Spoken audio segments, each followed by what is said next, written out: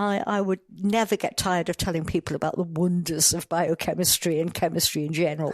Welcome to Island Influencers, where we share stories of successful business owners, experienced professionals, entrepreneurs, and community leaders based or with influence in the Isle of Man. This podcast is brought to you by Thornton Chartered Financial Planners, because great financial planning has the power to change your life. Now here's your host, Sharon Sutton. This week's Island Influencers life story is nothing short of jaw-dropping. I can only scratch the surface for this introduction. Boakesey Closs, the IXth Manx Bard, embodies resilience in every word she weaves. Born amidst unexpected circumstances in London during her mother's return from Nigeria, Boakesey's life path defies convention from the outset. Raised in North Wales, she navigated a childhood marked by unique challenges, exhibiting remarkable intellect from a young age, mastering calculus and reading Lord of the Rings at just 8 years old. Boakesey shares candidly about navigating many challenges, from caring for her grandmother with Alzheimer's whilst embracing single parenthood and pursuing a biochemistry degree. She speaks openly about her battles with mental and physical health, finding solace and healing through creative expression. A dedicated teacher, Boakesey finds joy in shaping young minds. She recounts personal stories of her students' successes and her own pursuits in reading and watercolour painting. Despite financial challenges, Boakesey looks forward to new projects and ventures as a writer and facilitator, undeterred in her mission to support others. So, here is Boakesey Closs in episode 109 of Island Influencers, where we celebrate the triumphs of the human spirit. Well, welcome and the current to Manx the Bard. Island Influencers studios, to Boakesey Closs. Thank you so much, Boakesey, for coming in to St John's Mill today on such a beautiful day in your role as Manx Bard, the IXth Manx Bard. So how has that been so far?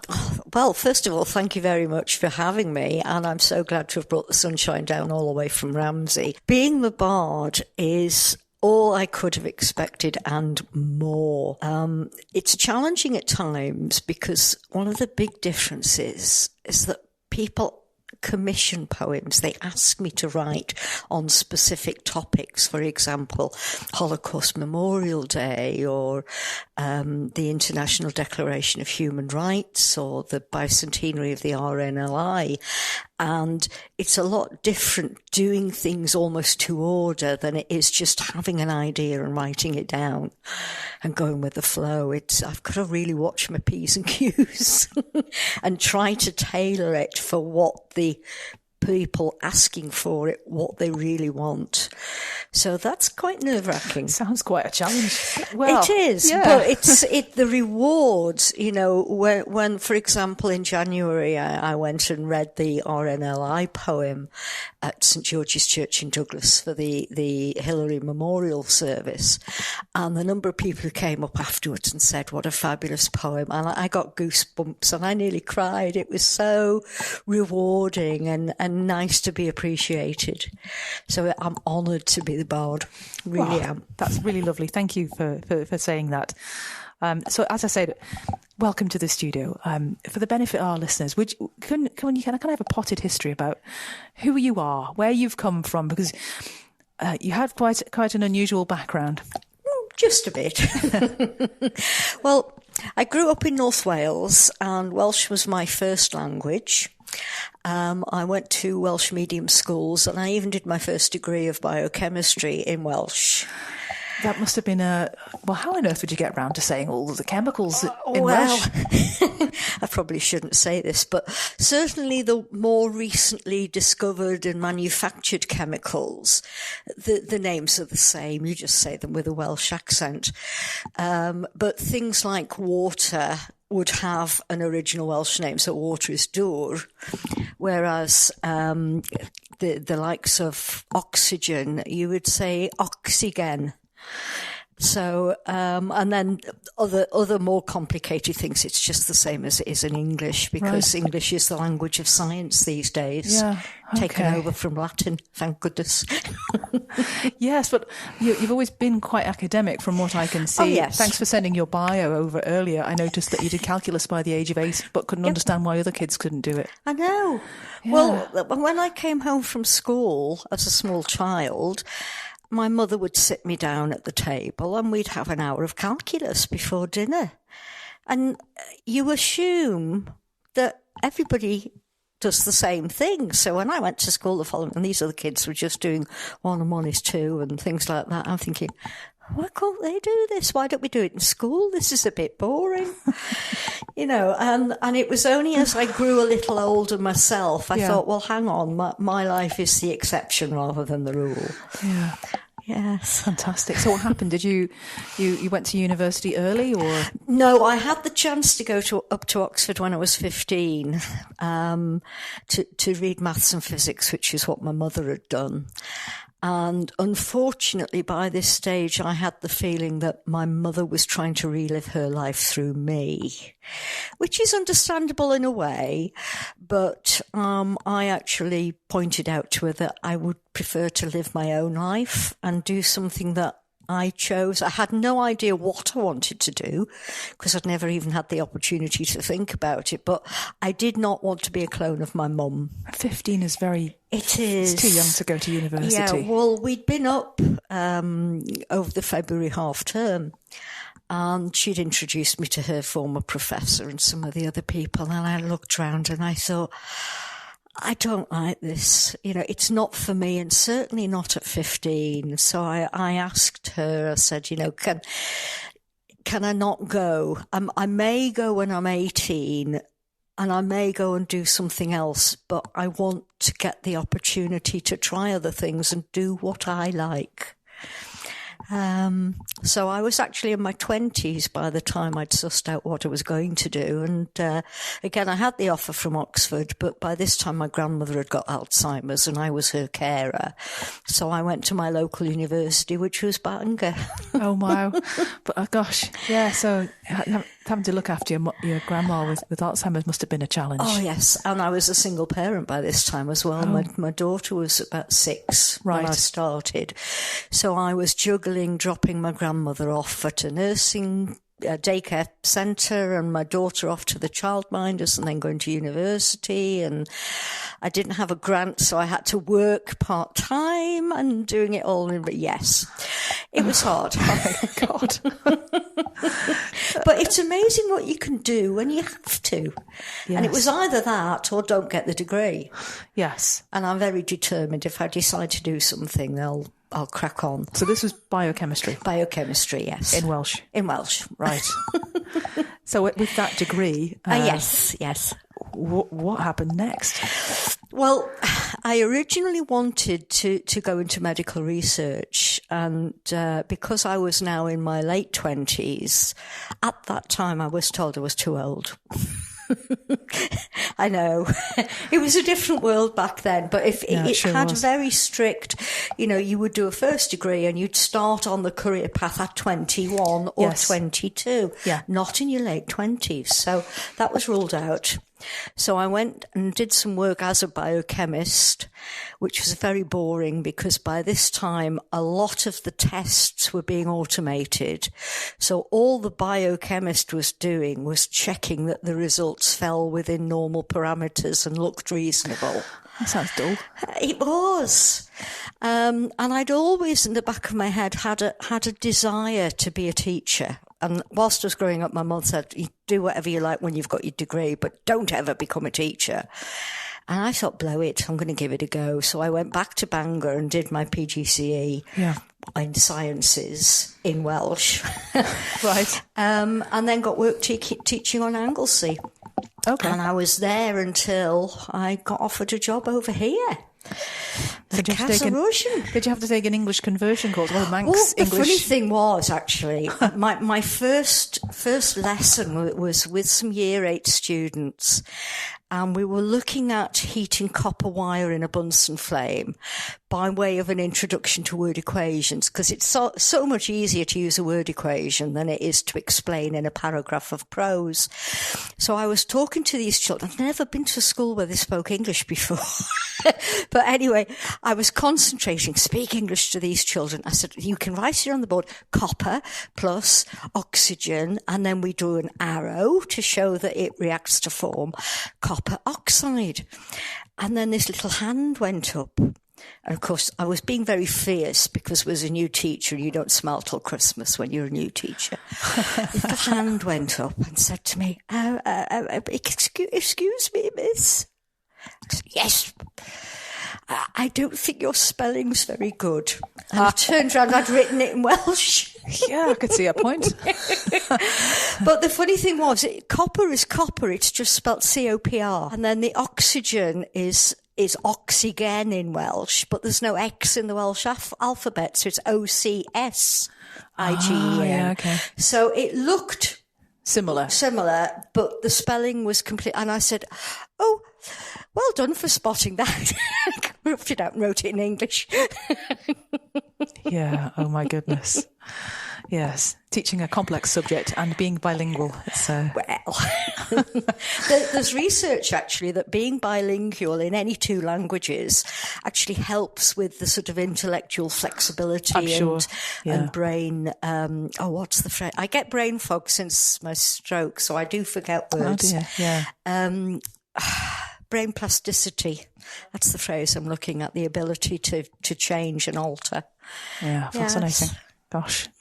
So, what happened with the teaching role? You stayed at Castle Rushen for a number of years? Yes, I was there till Mrs. Tomaszewska came, which was about 99, 2000, I remember that something name. like that. Yeah. She took over when Harry Taverner retired. Bless him. Lovely fella. But she and I did not hit it off, unfortunately. And I got offered a post as second in the science department in a military boarding school. And it had term time accommodation provided. Doesn't sound like Derby. No, it was just outside Dover. Right. So I spent 5-6 years there as second in department. And I was missing the island. Yes, I was coming home for Exie at weekends and half term and all the other holidays. Yeah. And in those days, you could get cheap flights from London City for about £50 return, which was brilliant. But I missed the island. So I thought, right, I'm going to come back. I know I haven't got a job to go to, but at least I'll be there for interviews. So I went on the supply register. And I ended up, by accident, switching to primary schools. And I taught it over the next sort of 18 months, probably all of the primary schools over the course of the period. Mm-hmm. But I then got... How did they like calculus? Well, funnily enough, I did do DNA extraction with a reception class. We used washing up liquid and methylated spirit and mashed up kiwi fruit, cotton bud, and we extracted the DNA so that this is the 5-year-old, so their mums and dads were picking them up at 3:30. You know, did you do anything nice today? Oh yeah, we took the DNA out of the kiwi fruit. And they go, oh, no, what's she been up to? And I said, no, that's what they really have done. Amazing. Yes, great fun. I didn't do that. No, you see, I you never didn't got to do have me that. teaching No, you. we didn't. What a shame. Yeah. But, well, brilliant. So, so after you did that, what? Well, I actually got offered because I'd had 2 part-time maternity cover roles, one at Kirkmichael School and one at Derby in their special unit. And at the end of the year, one of the lady I'd replaced at Kirkmichael decided not to come back off maternity cover. So I had to apply for the job that I'd been doing, but I got it. And I was then officially a permanent full-time primary school teacher. Oh, right. And that continued. And what I used to do, because obviously with the science background, I would, when we have teacher training days, I would put on things around teaching sciences to primary school children, because most primary teachers are not specialists in sciences. No, of course not, no. And it's the sort of thing, if it's not taught well, when the children get to secondary school, it can cause all sorts of problems. I mean, the number of children who've come to me at age 11 and I've said, right, what do you know about plants and food? And they'll say, oh, baby bio, or, you know, fertilizers, that sort of thing. Children with thinking that fertilizer is plant food, whereas it's photosynthesis, as we should know. Yes. And once children have learnt something incorrectly, my teacher said, getting them to unlearn it and learn the correct thing is 10 times harder than teaching them the right thing in the first place. So I tried to help with non-science specialists in order to do that. And I think it was reasonably successful. But then, of course, do you remember the VAT situation when the Isle of Man's budget was overnight slashed? Oh, yes. I mean, ask anybody in the finance sector that question. Absolutely, yes, of course. Yeah, we all remember that. Well, overnight, government had to save a lot of money. And they had to make cuts. And Kurt Michael, like a lot of schools, was lucky in that it had a small number of students with a class for each age group. And then they could no longer afford to do that. They had to stop merging classes together. So I got specially selected for redeployment or redundancy. Oh, dear. Yes. That's a shame. Yes. Well, the reason I was given at the time was that I was the only teacher at the school who didn't have any dependents that were relying on my wage, so that if necessary I could leave the island in order to get work. How kind. Yeah. I don't know. It doesn't sound like it would stack up in an industrial tribunal to me, but okay. Well, so eventually then you found yourself not working, without having that redundancy. How did you turn that around? Well, I realised that I was unlikely to be able to find a job on the island, so I looked further afield, did not want to go to the UK for obvious reasons, but I saw a job in the Times Educational Supplement and I ended up getting a head of science job in Kenya. My word. Oh, yes. And they paid for me to fly out to Kenya for 10 days for an interview. Oh, my. That's one way to find out if you're going to like it, though. Absolutely. Well, yes, that was their justification, because I'd never been to Kenya before and it's a huge culture shock, completely different way of life. It's not something I would have thought about. It just happened. But I'm so glad it did, because I originally started out just as head of science. I then went and became a house mistress as well, looking after the girls in the boarding house. And you do things at the weekend, what can we do to entertain these young people because we've got no classes on? Oh, let's take them on safari. Let's take them to Kilimanjaro. Let's take them to the coast. And I got paid to do it. It sounds it was wonderful. Pretty spectacular. It was. I've been to Ngorongoro National Park. I don't know how many times. It's one of my favourite places on the whole world. Wow. Stunning. Yes. And I've got so many anecdotes, which I hope I don't lose my memory because they're wonderful stories. I should write some poems about them, shouldn't I? Now there's an idea. I can't understand why you haven't already. I know, it's getting the time. Yeah, yeah. Commission yourself. Absolutely, yes.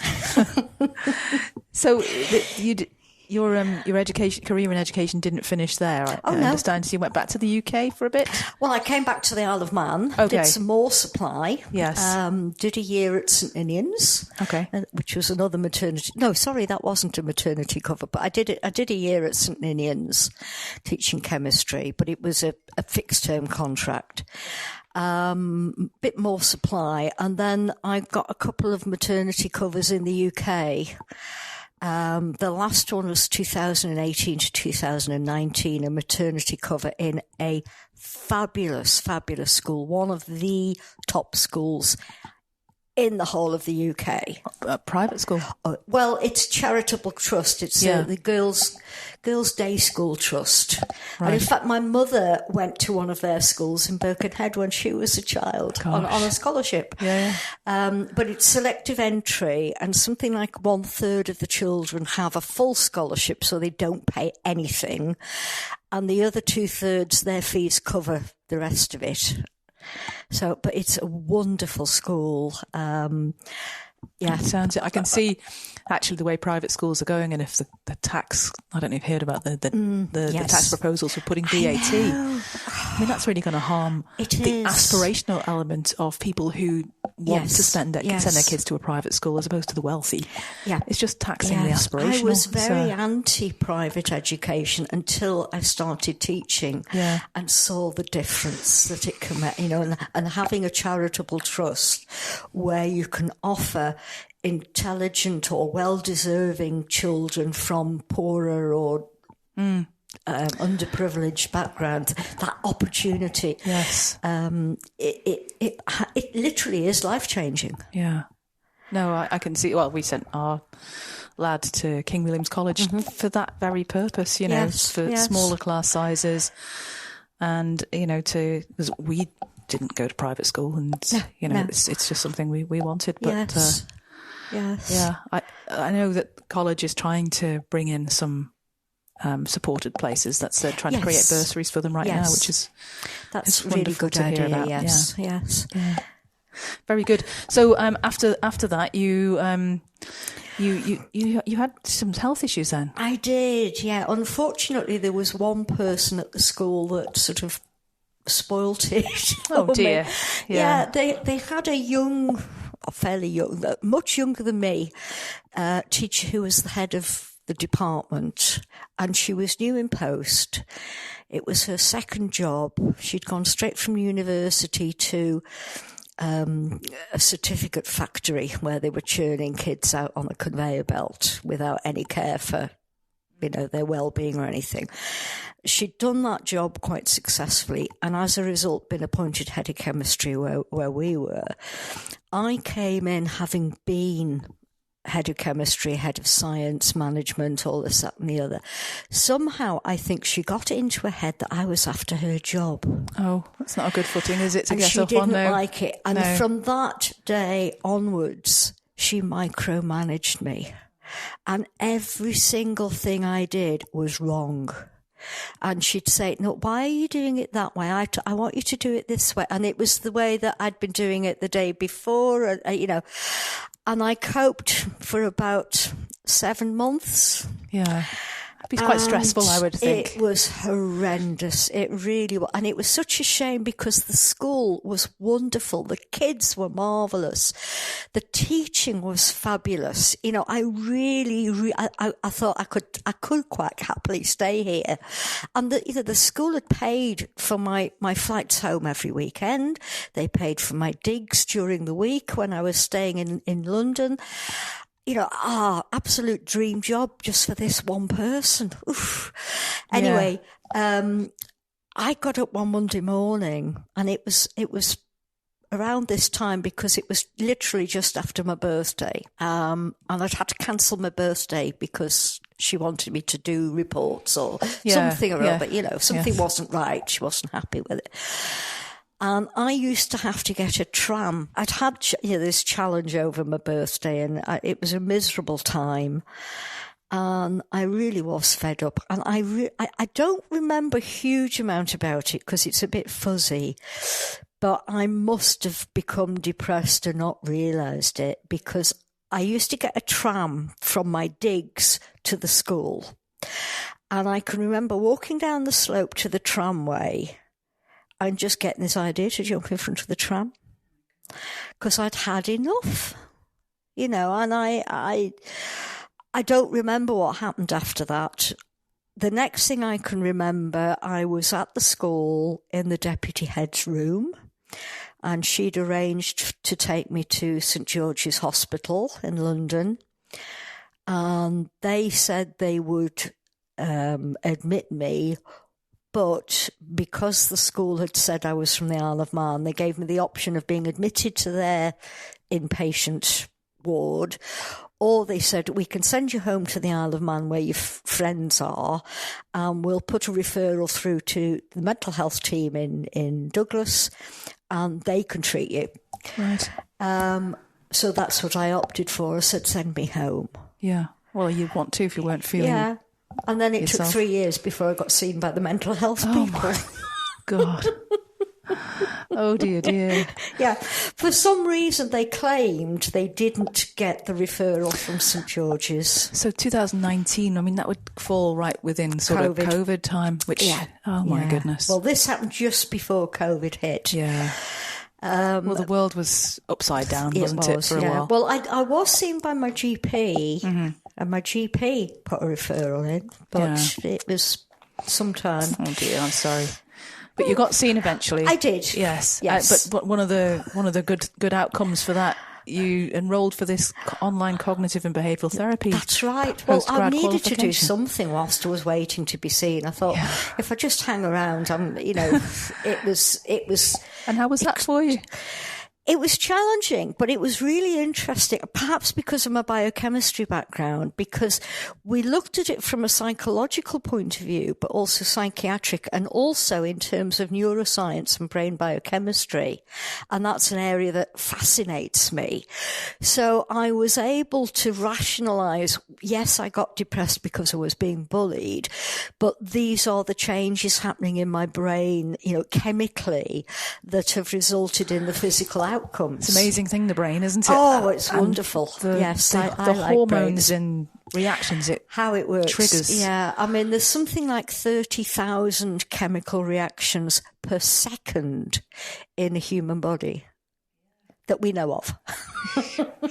We're a walking wonder, aren't we? We are, absolutely. I mean, I would never get tired of telling people about the wonders of biochemistry and chemistry in general. You should definitely, not say blog, but compose about that too. Isn't there one of those, there's a song that they put in all the words of the empirical table of elements. Yeah, Tom Lehrer. Tom Lehrer. Yes. Yeah. In fact, I used to teach it to my students. If we had a Christmas show or anything, I'd have the kids doing the element song. Go on then. Even the children. I don't know the words off by heart these days. Yeah. I mean, I think I've mentioned in my bio, I've since 2019, as well as having the depression, I've also had 4 relatively minor strokes. But they don't help with the memory. No, I'm sure they don't. I get brain fog and I forget words and I forget what I'm doing. And I actually at home, I write everything down because if I don't, I will forget. Yeah. It happens to me too. In the middle of the night, something would be going through my brain and I have to wake up and note it down somewhere. Yes. Otherwise I can't go back to sleep because I'm afraid to forget it. Most of my poems, the ones that are not commissioned, they start with an idea at 3:00 in the morning. It's and always I have a 3 note. o'clock. I know. Well, years ago, people used to have 2 sleeps. They used to have bedtime till about 3:00. And then there would be a comfort break, and sometimes there'd be a cup of tea to go with it. And then you'd go back to sleep and have your second sleep. And that was the done thing. Sounds very civilised to me. It does. Yeah. Fair enough. So you also discovered writing for well-being. I did, at yes. the same time. Janet Lee's wonderful, wonderful lady. I don't know if you came across her at all. I haven't. Is she Isle of Man based? She was, but unfortunately, a couple of years ago, she had to move across to the UK for family reasons. Oh, what a shame. But it was her idea that I trained to be a writing for wellbeing facilitator because she knew she'd had to leave and there wouldn't be anybody else. Oh, okay, fantastic. So you've taken her place, really? That's the aim. Yes, it's a work in process, or is that a work in progress? I never know. Work in progress. Let's say work in progress. Okay. Yeah. But the idea is that I want to set up writing for wellbeing workshops all around the island. And last summer I got my cataracts fixed. Because I couldn't drive for 4 years, because I couldn't see. Yeah, it's helpful to be able to see. Such a difference. So it now means I can get to places like Port Eyre, because, from Ramsey to Port Eyre, it's a day out. Spoken like a true Manx woman. Absolutely, all that way, passport control at Ballacrane. But yes, it will make a difference. So I'm on the lookout for venues, and I'd hoped originally to do it as a sort of business. and charge people, not a huge amount, but enough to cover my costs and a bit of pocket money. Because one thing I hate... It's reasonable. Yeah. Since 2019, I've been on state benefits, and I know people say to me, you've worked all your life, you're entitled to them, etc. I feel guilty. I know it sounds crazy, but I've always supported myself in the past, and I would like to be able to in the future, even if, I mean, I know I've got physical challenges now, and working full-time, I couldn't cope with that. But if I did a couple of afternoons a week around the island, got a bit of money in, and I was able to hold my head up again. Well, your contact details will be in the show notes. So any listener who would like to find out more about creative writing for well-being, Boakesey's your woman. Absolutely, yes. And I mean, I can do, there's not just the writing for well-being. I've also done workshops that are general creative writing and poetry writing. So I've got 3 strings to my bow. I can see you being a GCSE consultant when it comes down to the kids needing to, oh my God, I've got to compose poetry or even IB stuff. Oh, yep, absolutely. Yeah. I mean, I'll go, and help people wherever they would like to be helped. Well, of course, there is Zoom. Well, yes, yeah. And I do a lot of workshops on Zoom as a participant. Even now, I mean, last Friday I was doing a Writing for Wellbeing poetry therapy workshop with a friend of mine who's based in London, and she's a wonderful, her full-time job is as a counsellor. Yeah. But she does Writing for Wellbeing online. And that started during COVID, when we couldn't meet face to face. This started during COVID. Absolutely.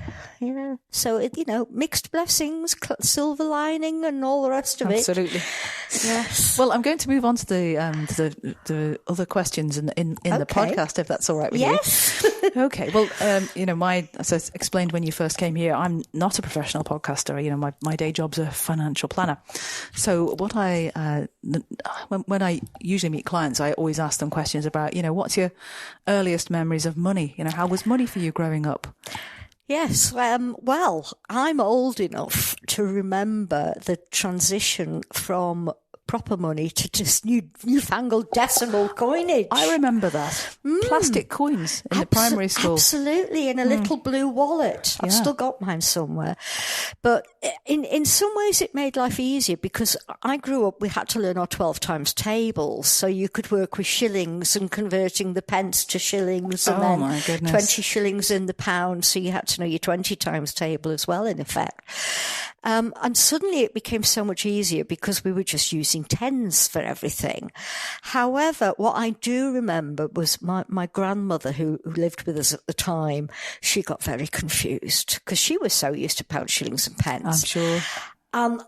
She was convinced, and I'm fairly sure she was right, that there were a few tricks played on people where they converted things and rounded it up a bit more than they should have done. I'm sure that was rife. Absolutely, yes. Yeah. But she kept saying, well, if it was 2 and 6 yesterday, it should be 12.5p today. Why is it 20p?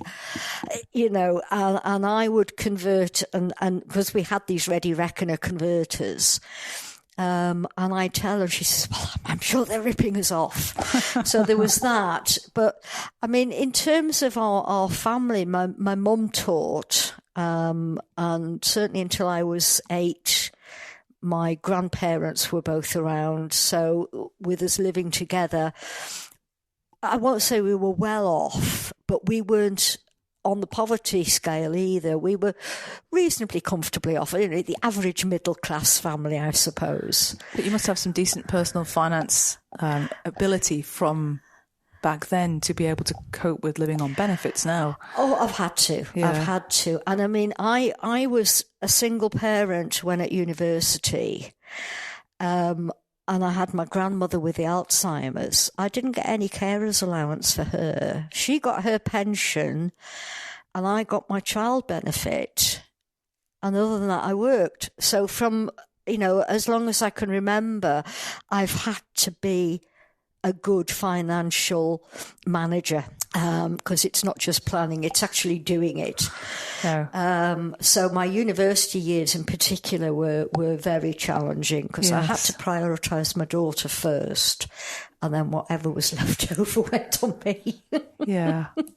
So of all things you've done so far, what's given you the most fulfilment? Now, believe it or not, in amongst everything else, I managed to fit in officer training at RAF Cranwell. Oh my and goodness. That came about through the military school that I was teaching at, because I got offered a military rank and initially a chance to be on the RAF reserve list. But in order to do that, I had to go through the full officer training course at Cranwell. And for anybody who's aware of RAF and being an officer and things like that, there is a stunning, huge carpet or rug in the hallway at RAF College Cranwell, and you are only allowed to walk across the carpet if you have graduated from RAF Cranwell as an officer. Anybody else, there's about a 6-inch border around the edge, and you see people crabbing along sideways all the way round to get to the staircase. Well, when I passed out from RAF Cranwell, I went and danced on the rug with the rest of my cohort. Oh my goodness, and I just felt so chuffed. Well, I'm curious now to know why you didn't go and have an RAF career after that. I wasn't a young person, shall we say. I was nearly 40. Fair enough, but, you know, there's experience counts. It does. But, I mean, my eyesight wasn't very good. I think I was starting with the cataracts. Right. And for a lot of roles, they don't like you wearing glasses. And I've worn glasses since I was 17. But, you know, and I love teaching. Absolutely love teaching. Always have done, always did. Fair loss. So what are you most proud of?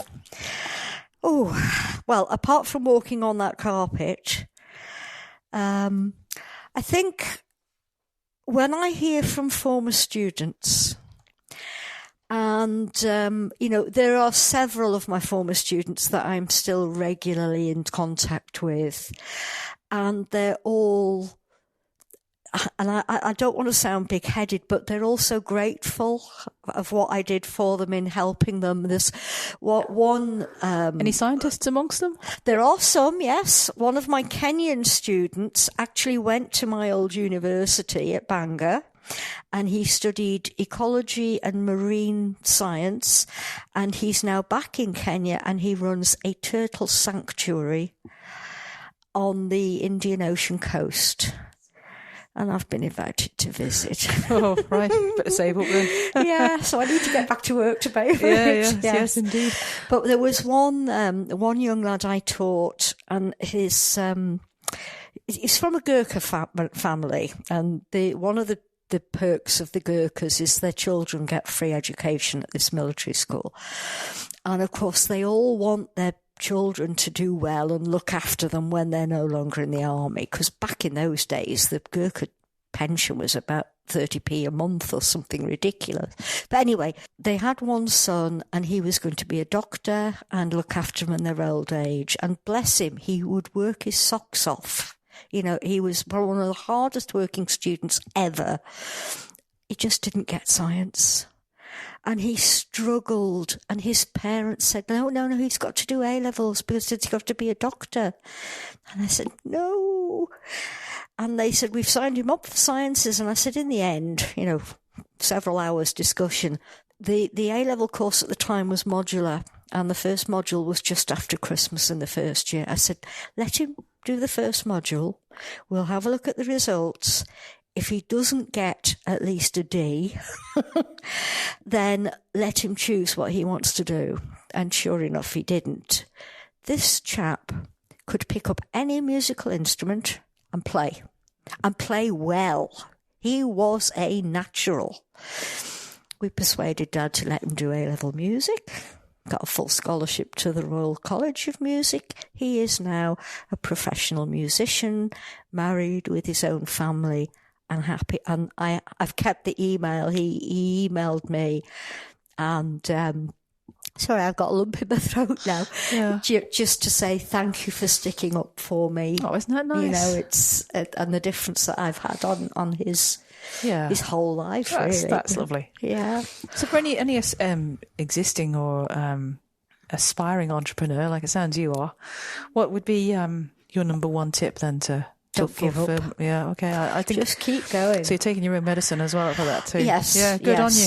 Because I mean, I've overcome obstacles, and I'm sort of saying to I don't want to tempt fate saying this. Gosh, be careful. I'm saying to the world, throw it at me, because I don't care. You know, do your worst, because whatever you throw at me, I'm going to find a way around it and achieve what I want to do. That sounds appropriate with the 3 legs of man on your chest. Absolutely. Yes. So what do you do to relax, Boakesey? I'm a bibliophile. I've always been a reader, apart from when my cataracts were really bad and I couldn't even see where the book was, never mind reading. But I will read almost anything. I'm not a fan on body strippers, but everything else, fiction, non-fiction. I'm into military history. Huge Tolkien fan. I mean, my mother got me The Hobbit for my 7th birthday. Yeah, I loved it. And by the end of that week, I'd read the whole of Lord of the Rings as well as The Hobbit and was hooked. Yeah, and my grandson's a Tolkien fan too, which is wonderful. Yes, it is. But no, I read. But I've since I've had my stroke, I've lost the sort of manual dexterity, and at one stage I couldn't even hold a pen, which was so frustrating. Yeah, I'm sure. But the Manx Stroke Foundation, they're a wonderful group of people, and they have an art group that meets every week. And I was invited to join that, and by holding the paintbrushes and having a go, and they've got volunteers who give guidance and things like that. So I'm dabbling with watercolour painting, and that's very relaxing. Yeah, it would be useful to have the contact details for that. We could stick in the show notes in case any of our listeners know people that have had strokes. And yes. That sounds really amazing. Yeah. Favourite trip you've ever taken? Oh, one of the Ngorongoro crater trips, I think, or any of the African safaris. I also, years ago, I took myself off to, not Crete. I had a weird experience in Crete, but that was a long time ago. No, I took myself off to Cyprus. Right. And the Roman mosaics at Paphos, because I'm into my history and what have you. Yeah. But I also I've got a friend who is a novelist. His birthday was a couple of days ago as well. And one of the series of books he's written was about a soldier in Wellington's army during the Napoleonic Wars. And I went and did a tour of the battlefields, and he came too. Oh, wow. And he was an unofficial tour guide. So we had the official tour guide saying, okay, we're at Talavera and Wellington was on the top and the French were coming across this way. And then my friend would say, and I had Sharp in the bottom doing this, that and the other. It was brilliant. Sounds helpful. Yeah. Yes. Very good. And what would you say then are the best things about living in the Isle of Man? Oh, first of all, the people. You know, the community spirit here. In a way, it reminds me of Wales when I was growing up, before everything got homogenised. And Wales is almost a suburb of Liverpool now, which, nothing against Liverpool. I'm a Liverpool fan and what have you. Good on it. Yep. Well done. Carabao Cup winners. But maybe FA Cup as well. But here, I wouldn't say everybody knows everybody, but you've got that community spirit where everybody looks out for each other. And if you hear of somebody, even if they're a total stranger and they need help, the help just appears by magic. It's wonderful. So you've got that, and then you've got this unique combination of different landscapes. So that in the north reminds me of Norfolk in some ways. And you go down to the south and you could be in Cornwall. the chasms and the calf, and then you've got all the moorlands, and it's all on the doorstep. Yes. And it's mainly unspoilt, despite some of the developers' attempts to build where we don't want them to, or some people don't want them to. Let's be neutral in this. But, there's still so much for everybody. And yes, people say it's a bit old-fashioned. What's wrong with that? I'd rather have a little bit of nostalgia than some of the bad things that are happening in our modern world and society across. I would hate to live in the UK. Yeah. And what are the challenges that the Isle of Man faces, though? Well, there are quite a few. Housing for the local population. I've been renting since I moved here, which is over 30 years ago. And the amount of rent I've paid, I could have bought several houses. I'm sure you could, yeah. Absolutely. I'm lucky where I am now because it's disabled people accommodation and it's perfect for me. But I do feel sorry for young people, trying to save to get on that housing ladder. So many are moving away and they're not coming back. The government are trying to increase the number of people moving into the island, but again, they've got to have places to live. They do. They've got to have the infrastructure, doctors and dentists. Yeah, they do. They used to have a great first-time buyers scheme. Oh, it used to be wonderful, 5% deposit, I think you needed, and Yes, but then you need affordable housing. And absolutely, yes. Yeah, that's the same in the UK, obviously. Yeah, but, yeah. I think it was something like 300,000 is termed an affordable house, and I'm thinking, which planet are these people living on? It's okay if you're an MHK on 60,000, whatever it is they get. And the rest.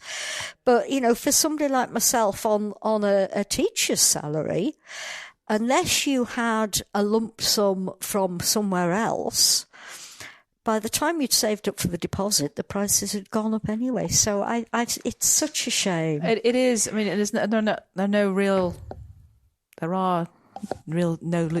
solutions, I suppose. No. You're just on the back of a budget. Yes. Where the rate of income tax for high rate's gone up 2%, but yeah, I think we'll leave others to comment on that probably. Yes. What have you got planned next? I know about the creative writing course for wellbeing. Got to finish your masters? Yes, that hopefully by September. Right, fantastic. Yes, once I've got the masters out of the way, I'm hoping I'll be able to go and do some work with school children, either in the schools themselves or by putting on workshops weekends and during school holidays, because I like to work with young people, and it's a good way to use my existing skills with the new skills, that I've spent the last X number of years training to be. And then looking longer term, the initial voluntary workshops, I would like to put on some sort of pocket money version where I can aim a bit of money from doing them. Well, maybe any listener that has any ideas of sponsors, companies that might want to sponsor such a venture, or even companies that would like me to come in and do some workshops with their staff and, for their well-being, because emotional well-being is for everybody.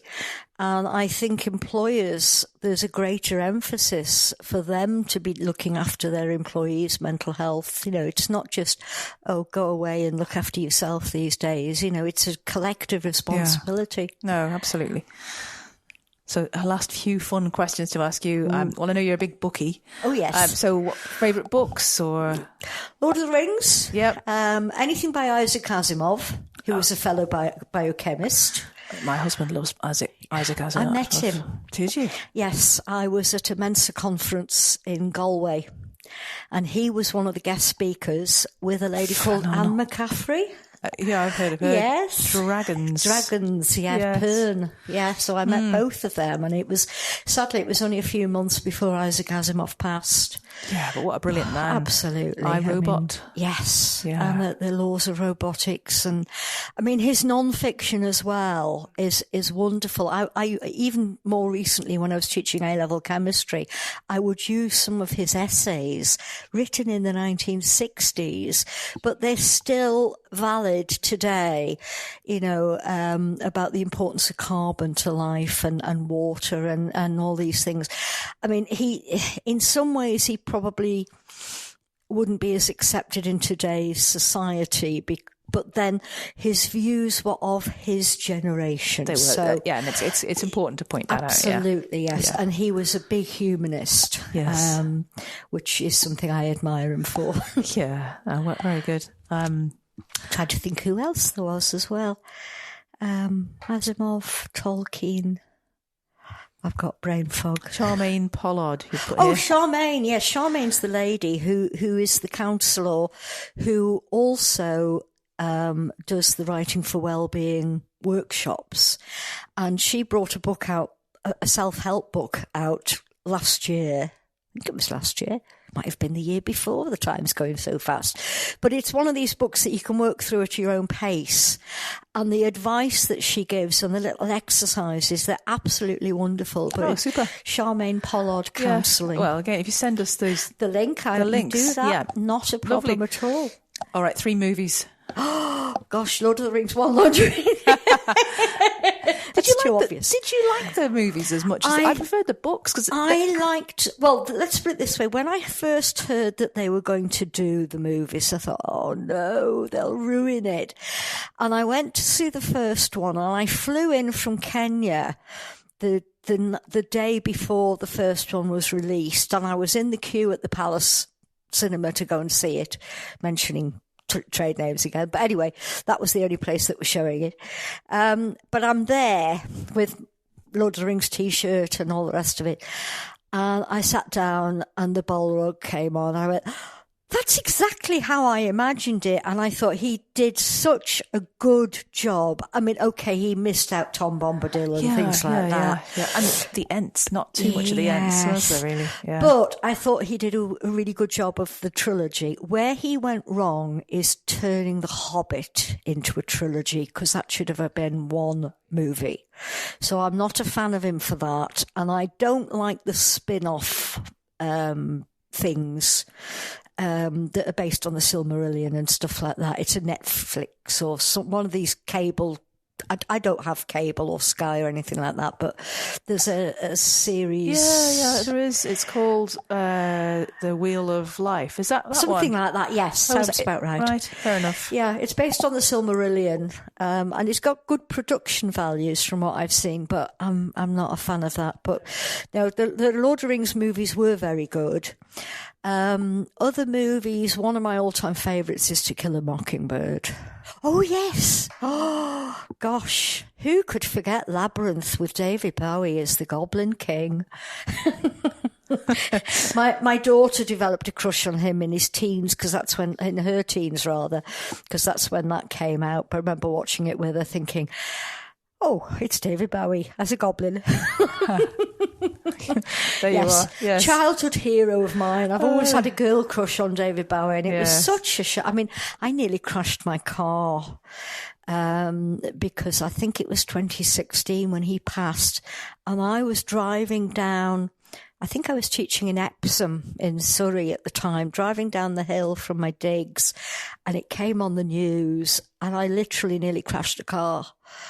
Because it was such a shock. It was horrendous. Yeah, before his time. Absolutely, definitely. Yes. And of course today we've had Dave Myers of Hairy Bikers has passed. Oh, no. That's sad news. I mean, he'd had cancer for a couple of years, but I thought he was past the worst, but you don't know. No, you don't. And then the other one, which is a must see, but only if you're familiar with Star Wars, is the Mel Brooks Spaceballs. Right. That has got to be the best parody ever. You know, there's a bit where they're on the flight deck of the Death Star or whatever it is, and Mel Brooks's character goes over and opens a locker, and out fall all the DVDs and the T-shirts. It's Spaceballs, the merchandise. It just gets me every time. And there's lots of other jokes as well, some of which are quite rude, but they're funny. Very good. Yes. That sounds good. There's a parody of Star Trek as well. I can't remember what that's called. Yeah, there was a parody of Robin Hood. Alan Rickman's in it. Yes. He's also in the Robin Hood Men in Tights as well. Oh, he's funny.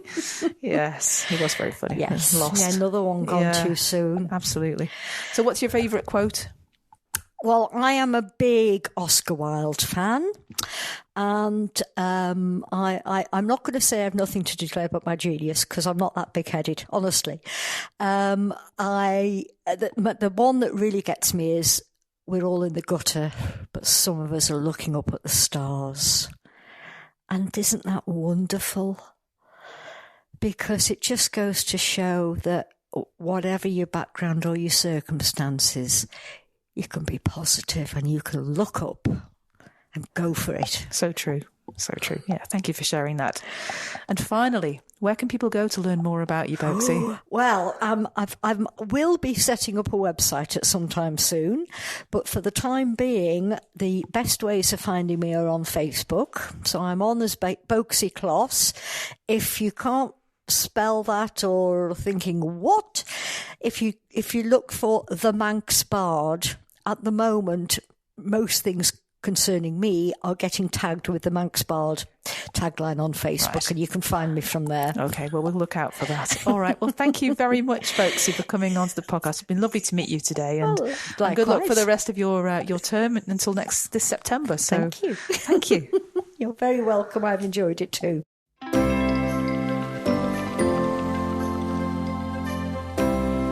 Thanks for listening this far. I hope you found this episode to be valuable. If so, I'd like to ask you for a small favour. Would you please go to Apple Podcasts and leave a 5-star review, because that's one of the best ways for others to find the series, and please send a link to the podcast to 3 friends or colleagues who know they'll find it helpful. That way we can spread the word about how great a place the Isle of Man is to live and work, and help spread some positivity.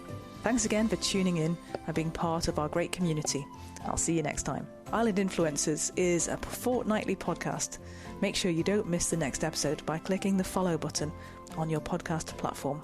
A big thanks to the producer Catherine Watts from Social Cues and editor Martin Bamford at Bear Content, and thank you for listening.